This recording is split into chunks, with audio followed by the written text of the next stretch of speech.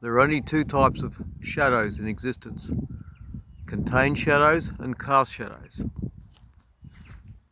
This is a cast shadow. I'm standing between the sun and the ground, casting a silhouette on that ground in the exact shape of my body. The other type of shadow is called a contained shadow, and that's the absence of light inside a hollow, such as this hollow log here. You see,